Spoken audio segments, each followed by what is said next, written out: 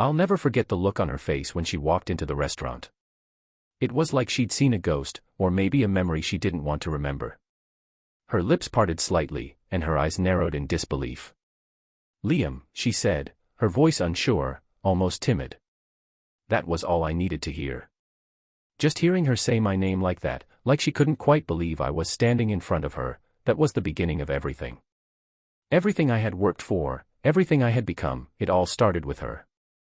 But let me take you back, because the story doesn't make sense unless you know where I came from. High school was hell for me. I was the fat kid, the quiet, chubby boy who sat in the back of the class, tried to avoid attention, and prayed every day that the teasing would stop. Of course, it didn't. They all had jokes, nicknames, cruel games. But the worst part wasn't the boys, it was the girls. Because somehow, their cruelty cut deeper. Especially hers. Madison Price. She was everything I wasn't. Beautiful, confident, adored by everyone. The kind of girl who didn't just laugh at the jokes about me, but made some herself. I remember one day she passed by me in the hallway, turned to her friends, and said loud enough for me to hear, "I bet he sweats in the shower." They all burst out laughing. I didn't say anything. I never did. I just clenched my fists, kept my head down, and swallowed the humiliation like I always did. But people change. Pain changes people. When I graduated, I promised myself two things. First, I'd never be that kid again. Second, one day, they'd all regret how they treated me. Especially her. I started with the basics. Diet. Exercise. Discipline. I lost 70 pounds in 1 year. Then I started weight training. I studied nutrition like my life depended on it, because honestly, it did. I moved to a new city, changed everything about myself. Confidence isn't something you're born with. It's something you build, brick by brick, when no one's watching. And then came the modeling. At first, it was just a photographer friend who asked me to pose for a fitness brand he was trying to launch. But that photo, that one image, got picked up. Agencies called. Work came flooding in. Before I knew it, I was on magazine covers, walking for brands I used to dream about, being flown to Milan, New York, Tokyo. Money. Yeah, that came too. But what mattered more was how I felt. I had power now. Not just in my body, but in the way people looked at me. They respected me. Admired me. Wanted me. And I never forgot her. So imagine my surprise when, after a shoot in my hometown, I stopped by a new upscale restaurant for a quiet dinner and spotted her name on the reservation list right below mine. Madison Price. 7:30 p.m. Table for one. It was too perfect. Fate practically handed her to me. I told the hostess to bring her to my table instead when she arrived. I said we were old friends, and technically, that wasn't a lie. So now, here she was, standing across from me, her perfect little world momentarily shaken. Liam. I mean, wow. You look incredible, she said, still trying to place me. Yeah, I smiled, standing up, letting her take in the full transformation. It's been a while. She sat down, her posture a mix of nerves and curiosity. I could tell she was scanning my face, trying to connect the men in front of her with the overweight boy from a decade ago. I let her study me. I wanted her to feel it, that slow realization. I almost didn't recognize you, she said, blinking. You were always so, different. You can say it, I replied casually. I was fat. Her cheeks flushed. I didn't mean it like that. But she had. And we both knew it. I didn't let her squirm too long. I laughed and leaned in. It's okay, Madison. High school was a long time ago. She relaxed slightly, and the night began. We ordered wine, shared appetizers. I kept the conversation light. She told me she worked in real estate now. Had a few rough years, a breakup, some therapy, and was trying to figure things out. The usual. She didn't ask much about me, not at first. But I could see it in her eyes. The curiosity. The questions. The calculation. Finally, after dessert, she said it. So what do you do now? I model, I said simply, dabbing the corner of my mouth with a napkin. Her eyes widened. Seriously? I nodded, then pulled up a recent magazine cover on my phone and slid it across the table. She stared at it in silence. No way, she whispered. That's, wow. I shrugged like it was no big deal, even though every second of that moment was years in the making. She stared at the photo, then looked at me, really looked, and smiled, a new kind of smile. The kind I'd never seen on her lips before. The kind I used to dream about back when I was invisible. You know, she said, swirling her wine, you turned out to be quite the surprise. Life's funny like that, I said. And then I asked her. Do you want to come back to my place? She paused just a second too long. But then she nodded. I'd like that. She had no idea what I was doing. And honestly, neither did I, not fully. I thought I just wanted to prove something, to flip the script. But as we walked out of that restaurant, her hand grazing mine, I felt something shift inside me. A mix of power, satisfaction, and something darker. Something hollow. But I pushed it down. This was what I wanted. Wasn't it? I held the door open for her when we got to my apartment. She stepped inside slowly, her eyes scanning the place like she was stepping into a different world, and in some ways, she was. A world she never thought I'd be part of. This is amazing, she said, walking through the open-concept living room, taking in the city view from the floor-to-ceiling windows. This is your place? I nodded. Yeah. I like simple, clean spaces. It wasn't modest, and I didn't want it to be. Everything about the apartment, the minimalistic design, the subtle lighting, the curated art, spoke of taste, control, success. It was a far cry from the cramped, messy bedroom I used to hide in as a kid, praying the world would leave me alone. She walked over to the windows, touched the glass, looked down at the city below. You've really done well for yourself, haven't you? I leaned against the wall and watched her. She wasn't the same girl from high school, not exactly. The years had changed her too. There were small signs, the kind only someone who used to obsess over her would notice. Faint lines near her eyes. A hint of tiredness behind the mascara. A slight nervousness in her smile that hadn't been there back then. Life had humbled her too, just not in the same way it had done to me.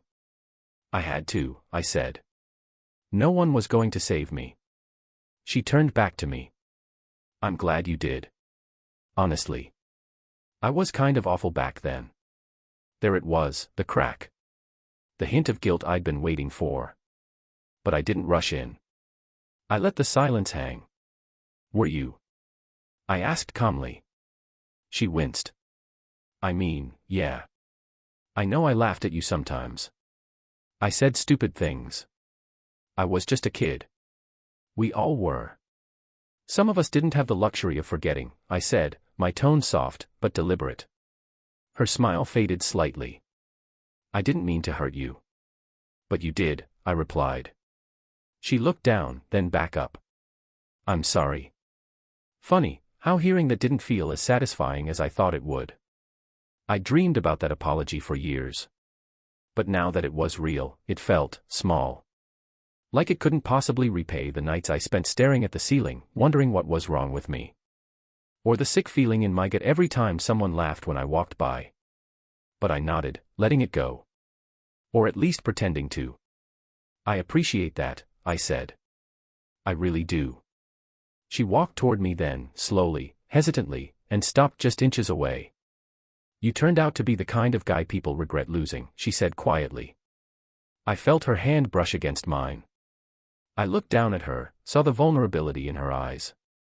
And for a moment, just a moment, I saw the girl I used to imagine. The fantasy I clung to when I was alone. I could have stopped things there. I could have thanked her for coming, walked her to the door, and called it a night. But I didn't. Instead, I leaned in and kissed her. It was slow at first, cautious, but then she leaned into me like she was trying to erase years of distance in one touch. Her arms wrapped around my neck. Mine around her waist. And for a few minutes, there were no memories. No high school. No scars. Just heat. Just closeness. We didn't talk much after that. We just moved. She followed me to the bedroom like it was the most natural thing in the world. And even then, a part of me was screaming, "What are you doing? This isn't revenge. This is weakness. She's winning again." But another voice, darker, quieter, said, "Let her fall first." And she did. We didn't cross any lines YouTube would ban, but there was intimacy, connection. She rested her head on my chest afterward, tracing lazy circles on my skin with her fingers. She smiled like she was 17 again, like nothing had ever gone wrong. "You're not at all what I thought you'd be," she murmured. I ran my hand through her hair. "Neither are you." She sighed. "Do you ever think about high school? About how different things could have been?" "All the time," I said, because that part was true. "You." "I do now," she whispered. "If I had known, if I had just looked at you, really looked." She trailed off, but I knew what she meant. "If I had seen your worth, I wouldn't have treated you like garbage." But that was the thing, she didn't see my worth back then. And part of me was furious that it took sculpted abs and a bank account for her to notice. We fell asleep eventually. Or maybe she did. I just lay there, staring at the ceiling, the same way I used to as a kid. Only this time, she was beside me. And I knew what I had to do. In the morning, I woke before her. I sat on the edge of the bed, staring out the window, wondering if I'd go through with it. My heart pounded, but not with excitement, with doubt. With guilt. But I reminded myself, this isn't about being cruel. It's about being seen. She stirred behind me. "Hey," she said sleepily. "You okay?" I stood up, walked to the window. "You should go." She blinked, still waking up. "What?" I turned to face her. "You should get dressed. I have things to do." Her face twisted in confusion. "Wait, what's going on?" I kept my tone even. "Last night was what it was. I'm not looking for anything serious. You were convenient."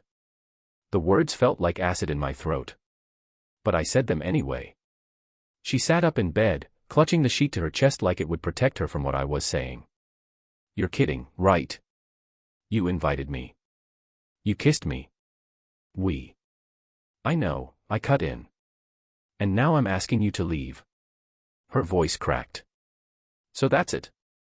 That's what this was." "Call it closure," I said, walking to the door and opening it. She didn't move for a moment. Her eyes were wide. Shocked. Wounded. Just like mine had been, 100 times before, in high school hallways and locker rooms and cafeteria lines. When they laughed. When she laughed. She gathered her things slowly. No words. No anger. Just silence. And when she walked past me, I felt a strange ache, like I was the one being left behind this time. The door clicked shut behind her. And I stood there alone, breathing heavily, wondering if revenge was supposed to feel this empty. I stood by the door for a long time after she left. The silence felt louder than anything I'd heard in years. Not the satisfying kind, not the victorious kind, but the kind that presses on your chest and makes you question everything. I thought I'd feel powerful. Triumphant. Like I'd finally reclaimed some piece of myself she stole all those years ago. Instead, I felt hollow. I made coffee. Sat by the window. The skyline that usually made me feel invincible now looked distant, cold. I kept hearing her voice from last night, soft and vulnerable, saying, "You turned out to be the kind of guy people regret losing." And then this morning, that stunned silence when I told her to leave. Like I'd slapped her without raising my hand. And maybe that's exactly what I'd done. Was that what I really wanted? To hurt her? To show her that I could be just as cruel? Maybe. But beneath the satisfaction, if I could even call it that, was something else. A question I didn't want to ask myself: had I become the very thing I hated back then? The day dragged on. I went through the motions, answered emails, took a call from my agent, confirmed a shoot in LA next week. But none of it stuck. It all felt like background noise compared to the storm in my head. That night, I didn't go out. Didn't open a bottle of wine to celebrate my so-called victory. I just lay on the couch, still in the same clothes, staring at the ceiling. Old habits, I guess. Somewhere past midnight, I picked up my phone. Her number was still in my call log. I hovered over it. Part of me wanted to call, to say something, anything, but the other part, the louder part, said no. That this was what I planned. That I'd gotten what I came for. And maybe if I called her, I'd be admitting that I didn't actually win. So I put the phone down and tried to sleep. But sleep didn't come easy. The next morning, I went to the gym, not because I wanted to, but because I had to do something that made sense. Something predictable. Something I could control. I pushed harder than usual. Deadlifts, pull-ups, incline sprints. Sweat poured from me like I could wash away the confusion. But even then, I saw her in my mind. Not the high school version, not the cruel girl laughing in the hallway, but the one from last night. The one who apologized. The one who rested her head on my chest and said she never really saw me until now. And for the first time, I wondered if maybe she meant it. Maybe she did change. Maybe she wasn't the same girl anymore. And maybe, just maybe, I still was the same boy, just wrapped in muscle and fame and confidence that cracked the second she looked at me with anything other than cruelty. That afternoon, I sat in front of my laptop, thinking I could distract myself by editing my portfolio. But instead, I opened Facebook. I hadn't been on it in years. My account was still tied to my old email, the one I used in high school. When the page loaded, I saw my profile photo from senior year. Chubby face. Nervous smile. Hoodie that didn't quite fit. It made my stomach twist. I searched her name. Her profile popped up immediately. She hadn't changed it in months. Same name. Same soft smile in her photo. And her status. Madison Price, feeling confused. Posted 12 hours ago. I stared at it for a long time. Was that because of me? Of course it was. I clicked through her photos. There weren't many, mostly work stuff. Real estate listings, group shots at open houses, a couple of beach photos from the summer. But nothing recent. Nothing personal. Except one. A selfie taken just a few weeks ago. No makeup. Messy hair. Holding a mug with the words, "Still trying to figure it out," written on it. She looked tired. But real. And for the first time, I wondered if maybe I wasn't the only one carrying ghosts.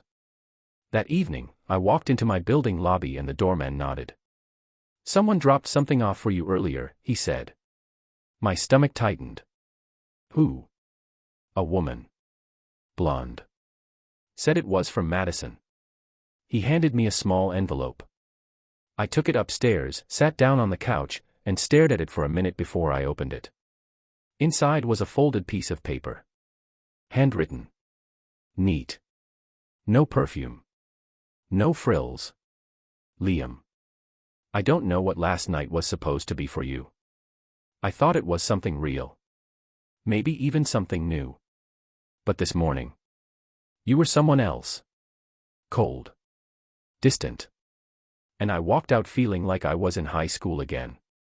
Not because of what you did, but because of how small I felt. I guess I deserved that. Maybe that was the point. I just hope it helped you.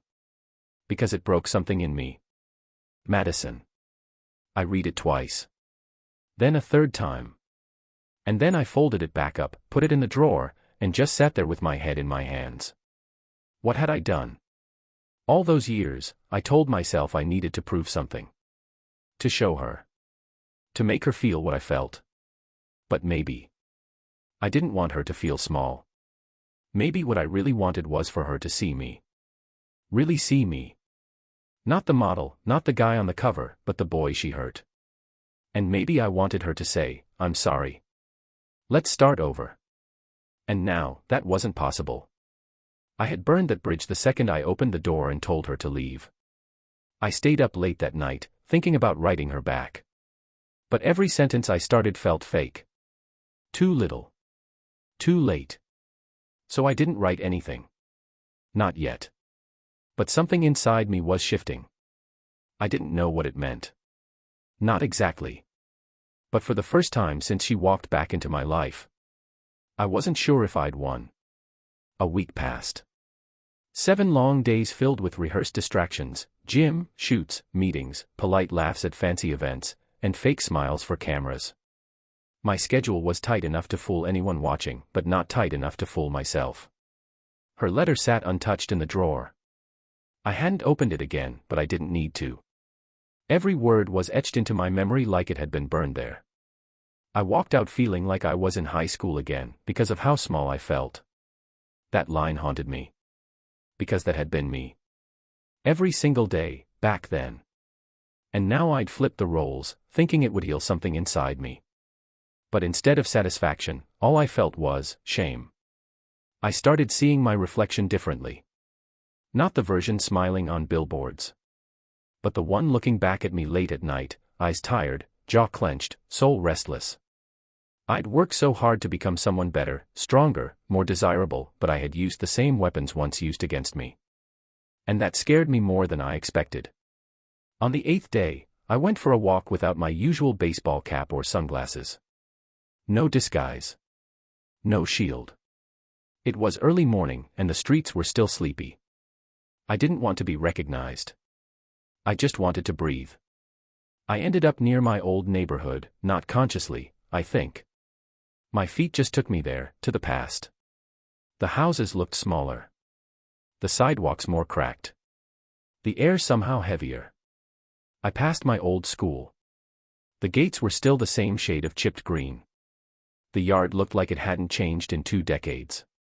A few kids were playing kickball on the field, their laughter ringing out like echoes from a different lifetime. I stood there for a long time, watching. And then I heard a voice behind me.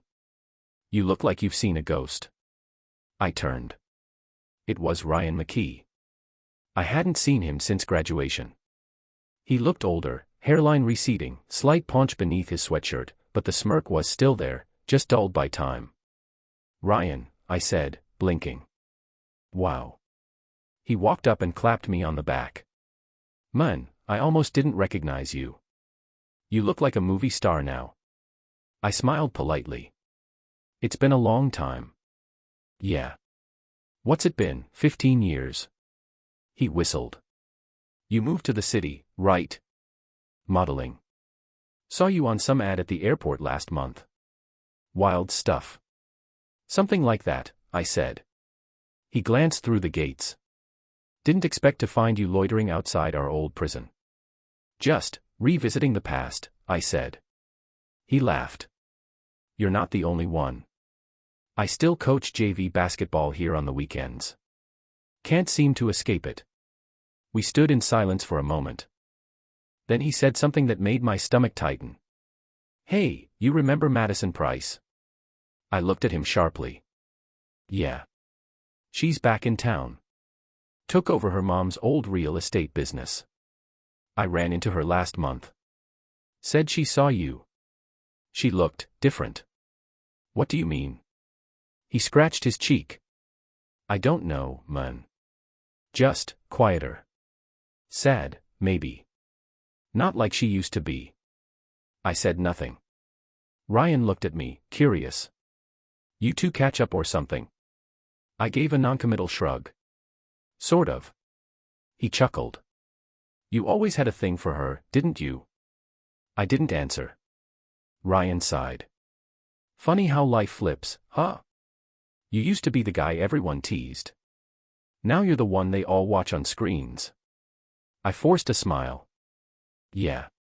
Funny." We talked for a few more minutes, but my mind had already drifted. Ryan eventually waved and walked off, and I was left staring at the place where it all began. And all I could think was, she's still here. I could have left it alone. I could have gone back to my perfect apartment, my curated life, and buried the past with another workout or glossy magazine spread. But instead, I walked to the real estate office. It was still in the same spot on Elm Street, small, quaint, tucked between a bakery and an antique shop. The front door had her name printed on the glass in gold letters, Madison Price Realty. I stood there for 5 full minutes before I went in. The bell above the door chimed softly. Inside, it smelled like coffee and lemon-scented wood polish. There was a small reception desk, and behind it, sitting with her back to me, was Madison. She turned when she heard the bell. When our eyes met, her breath caught. "Liam," she said, standing slowly. "Hey." The silence between us felt like a second skin. She glanced down at her desk, then back up. "What are you doing here?" I took a step closer. "I saw your letter." She looked down again, embarrassed. "I shouldn't have written that. I just needed to say something." "I'm glad you did." She didn't speak. Just waited. I swallowed. "You were right. I wanted to make you feel what I felt. Back then. I thought it would fix something." Her eyes welled up, but she blinked the tears away quickly. "I thought maybe we had a real moment," she whispered. "But when you pushed me out like that, I felt stupid for thinking it meant anything." "It did," I said, more firmly than I expected. "That's the problem." She looked at me, surprised. I took a breath. "I hated you for so long, Madison. Not just you, everyone who laughed. Everyone who made me feel invisible. But especially you. Because you were the one I cared about the most." "I know," she said quietly. "And I ruined it." "No," I said. "We were kids. You didn't know what you were doing. And maybe I didn't either. But what I did to you last week, that wasn't strength. That was fear." She stepped around the desk now, closer. "So why are you here?" I didn't have a perfect answer. Maybe I was here to say sorry. Maybe to start over. Maybe just to see her again without bitterness clouding my view. I guess. I just didn't want that night to be the end of it. She nodded slowly. Neither did I. And then, after a long pause, she asked, "Do you want to get some coffee?" I smiled. Not the model smile. A real one. "Yeah. I'd like that." We sat across from each other in a quiet cafe just off Main Street, the kind of place where people lingered over old books and herbal teas, pretending time didn't exist. Outside the window, the world moved in slow motion, gray clouds rolled lazily over the rooftops, and a soft drizzle tapped the glass like an old song on repeat. Madison wrapped her hands around her mug like she needed the warmth more than the coffee. Neither of us spoke right away. There was a tension in the air, not the kind that breaks things, but the kind that hums quietly under the surface, waiting for the right moment to rise. She finally looked up at me and said, "I didn't think you'd come." "I didn't think I would either," I admitted. There was something fragile about her in that moment. Her face, usually so composed, was softer now, unsure. She wasn't the girl who laughed in hallways anymore. And I wasn't the boy trying to disappear behind vending machines and oversized hoodies. We'd changed, but the echoes of who we were still lingered between us like ghosts no one had exorcised. "I've thought about you more than I want to admit," she said suddenly. "After school. Over the years. I'd hear your name or see your photo on some billboard and wonder, is that really him?" I looked down. It was. But also, it wasn't. She nodded like she understood that more than I realized. "You know, back then, I used to pretend I didn't see you. That I didn't know how bad it was for you." Her voice cracked slightly. "But I did. I saw everything. And I did nothing. Worse," I laughed. I looked at her. "You weren't the only one. But you were the one that mattered most." She winced like the words physically hurt. "I don't know why I did it," she whispered. "Maybe I was scared. Maybe I needed people to like me. Maybe I didn't know how to be kind when it counted." I shook my head. "We were just kids. Kids make mistakes." I held onto mine longer than I should have. She took a sip of her coffee. "And now?" "Now," I said, slowly, "I don't want to be angry anymore." Something shifted in her face. Hope, maybe. Or relief. But it wasn't that simple.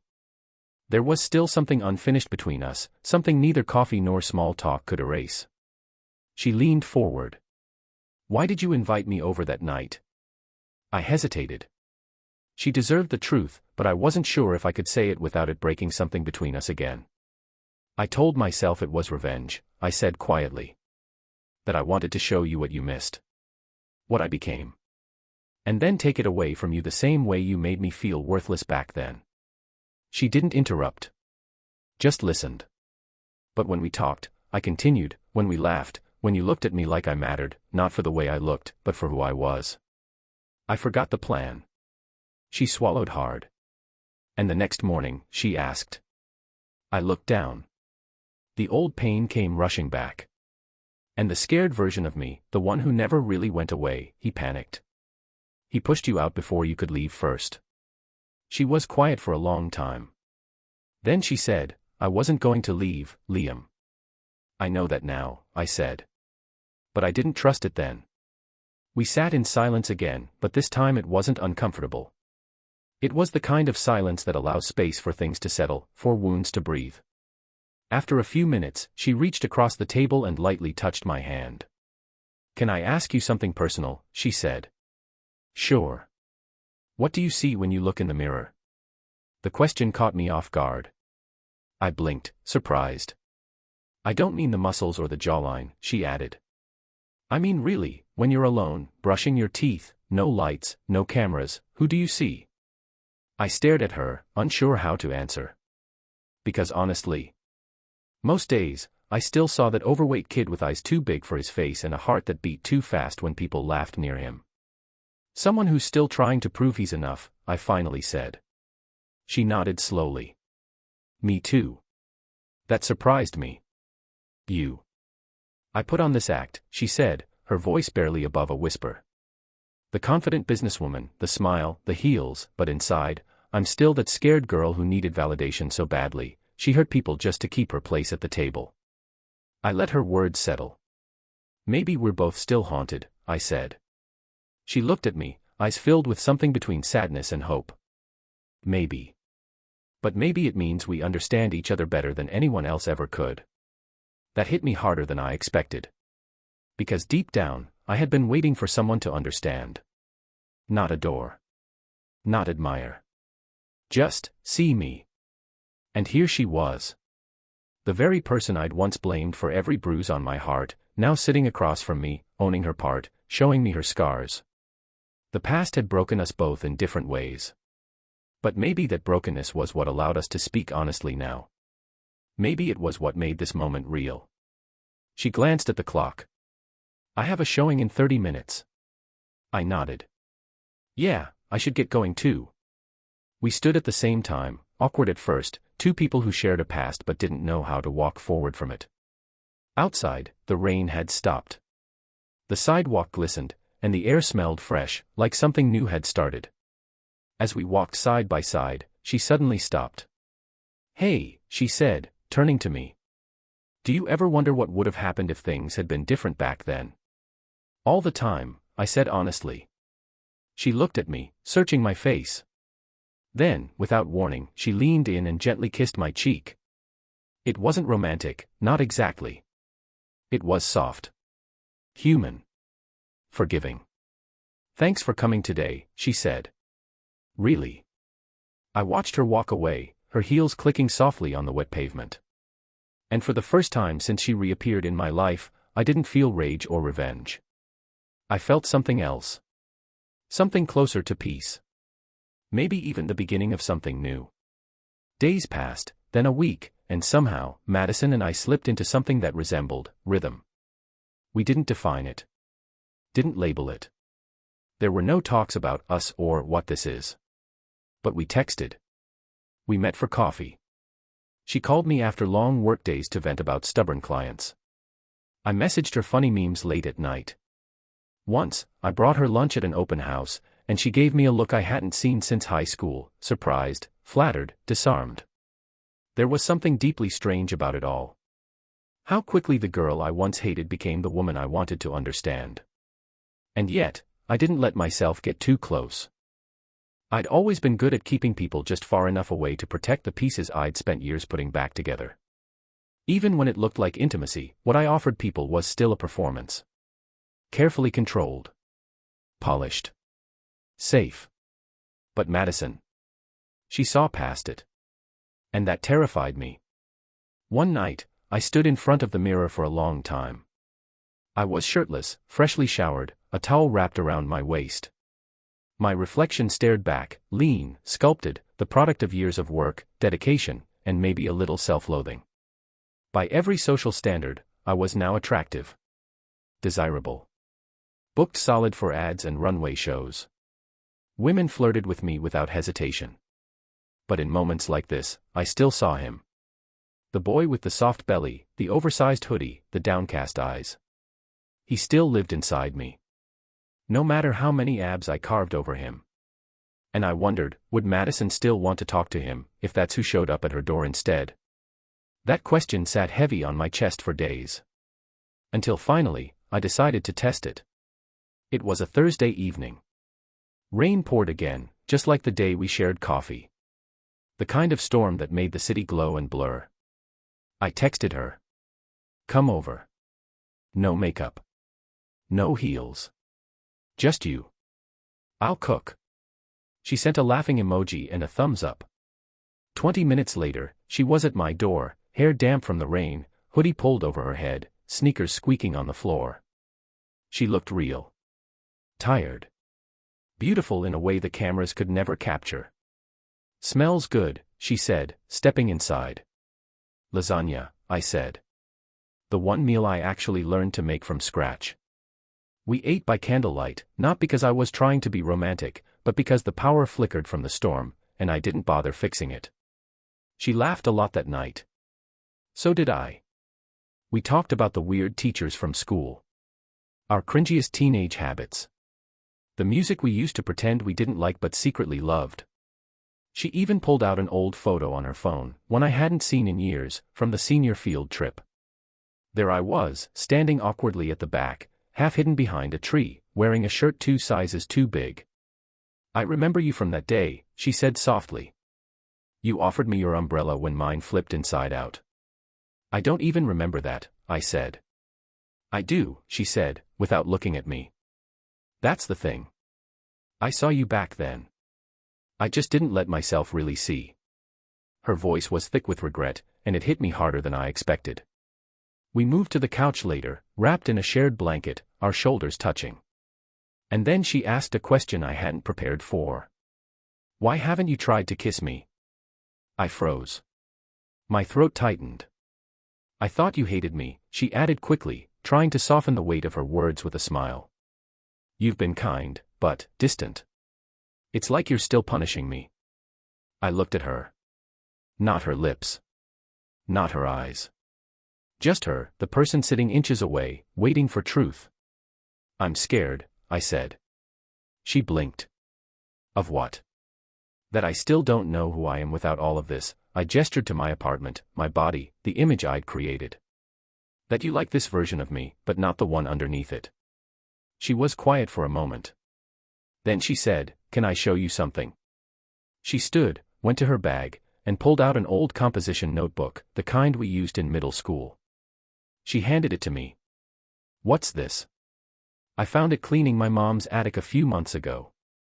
Read the page I bookmarked. I opened it. Inside, in loopy, teenage handwriting, was a poem. It was about a boy. Shy. Kind. Sad eyes. Always alone. He hides behind jokes and shadows. But I wonder what his laugh sounds like. When no one's around to judge it. I looked up at her, stunned. You wrote this, about me. She nodded. I noticed you more than I let on, she whispered. But back then, I didn't know how to be brave. I set the notebook down and looked at her. You're brave now, I said. And then, finally, I kissed her. It wasn't fireworks or background music or dramatic rain against the window. It was gentle. Simple. Real. She didn't pull away. Neither did I. For the first time in years, I didn't feel like I was performing. I wasn't chasing revenge or admiration. I wasn't trying to prove anything. I was just there. With her. The night blurred. We talked. We kissed again. We held each other like two people afraid to be alone with the past. She fell asleep curled against me, breathing steady, heartbeat close. I watched her for a while, tracing the lines of her face in the soft light. But even in that peaceful silence, a voice inside me whispered a dangerous truth. You still haven't told her everything. Because there was one more thing I hadn't confessed. A truth I was ashamed of. A letter she never saw. One I wrote years ago. To her. Back when I was still broken and angry and desperate to be noticed. Back when I planned to change my life, not to be better, but to hurt her the way she hurt me. That letter, it sat in my email drafts for years. I'd written it one night after crying alone in my dorm, bitter and drunk on vengeance. I told her I would become someone so successful, so beautiful, that when she finally saw me again, she'd beg for a second chance. And I'd laugh in her face. Now that moment had come and passed, but I'd never deleted that letter. I didn't know why I kept it. Maybe to remind myself of how far I'd come. Or how far I'd strayed. Either way, it was still there. A relic of the person I used to be. And as Madison slept peacefully beside me, I realized I had a choice. I could keep pretending I was fully healed, fully over it. Or I could show her the whole truth, the ugly, raw, uncomfortable parts, and risk whatever came next. Because real connection doesn't come from the mask. It comes from the mirror. The next morning, the sun bled softly through the curtains. A golden warmth settled across the hardwood floor, casting long lines of light that stretched toward the couch, toward us. Madison stirred beside me, her face still calm, unguarded in sleep. And I sat silently, already awake, thoughts spinning like a storm I couldn't outrun. She looked perfect in that moment, not flawless in a magazine kind of way, but perfect in the real sense. Human. Open. Vulnerable. But I couldn't shake the weight in my chest. That letter still lived in my head like a ticking bomb, and I knew something had to give. Because I couldn't build something honest on a foundation of silence and old lies. I stood up slowly, careful not to wake her, and walked to my laptop. It was still there. The email draft. Dated 6 years ago. I hovered over it for a long time, scanning the bitter words I once believed would bring me peace. One day, I'll be everything you ignored. I'll be the man you'll regret not choosing. And when that day comes, I'll remind you of every laugh, every glance. Every cruel moment that made me feel invisible. And then, when you finally look at me the way I always dreamed, I'll walk away and never look back. It was cruel. It was calculated. And it came from a place of real pain. But it wasn't me anymore. Not completely. I deleted it. Just like that. No ceremony. No drama. Just one click. And it was gone. But the truth? The truth still needed to be said, not in a draft, not in silence, but aloud. Because what I had with Madison now, it was real. But fragile. And if I wanted it to last, I had to stop pretending I'd never wanted revenge in the first place. So when she woke up, stretching gently, rubbing the sleep from her eyes, I didn't hesitate. Madison, I said, voice steady despite the tremble beneath, can we talk before you go? She blinked, alert now. Sure. What's wrong? I need to tell you something.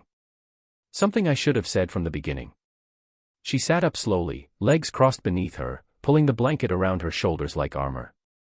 Back when I saw you at the reunion, I began, I didn't just run into you by accident. Her eyes narrowed slightly. I knew you were going to be there, I admitted. I checked the list. I planned to look amazing. I planned to hurt you. Madison's face didn't change, not at first. She just listened. But the stillness of her expression told me she was bracing. I told myself it would be harmless. Just dinner. Just a night. Enough to let you fall for the person I'd become, and then, I'd pull the rug out. Make you feel what I felt in high school. A long pause. Her breath hitched. But then we talked, I continued. And it wasn't what I expected. You weren't the girl from school anymore. And I wasn't the same kid either. Something real started to happen, and I tried to ignore it. Her voice, when it came, was small. So the night at your apartment. I nodded. That morning, when I told you to leave, it was the old plan. The old pain. I panicked. I wanted control. I told myself you deserved it. Tears welled in her eyes, but she didn't let them fall. I stepped closer, but not too close. I hated who I was back then, Madison. I hated what I let people make me feel. And when I changed, I thought I'd killed that part of me. But I hadn't. I just buried it. And I used you to try to bury it deeper. She finally looked at me. Why are you telling me this now? Because you deserve to know who you're really spending time with. Not the model. Not the makeover. But the men underneath it. The one who got hurt, and hurt others in return. The one who's still learning how to forgive. She was silent for a long time. Then she said, "Thank you."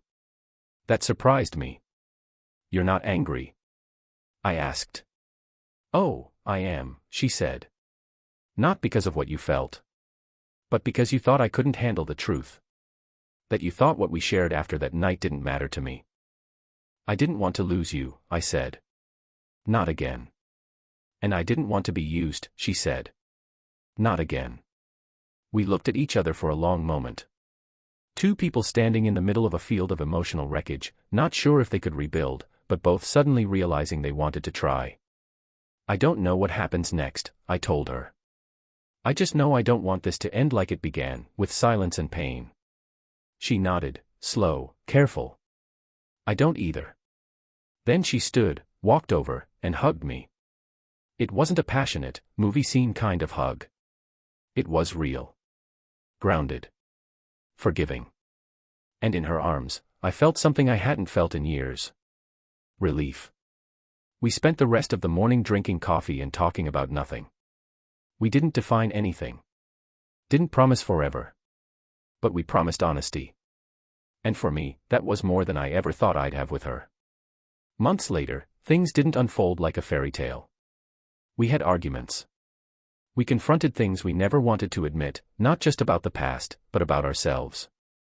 Therapy, reflection, deep conversations that left us raw but real.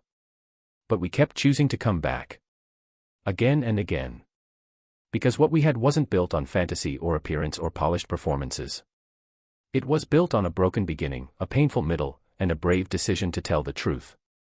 One night, while lying beside her, she whispered, "I still remember the boy who gave me his umbrella." And I replied, "I still remember the girl who made me write my first poem, even if I didn't admit it." She smiled. And for once, there was nothing left to hide. No masks. No plans. Just us. And in that quiet, imperfect place, we finally found peace.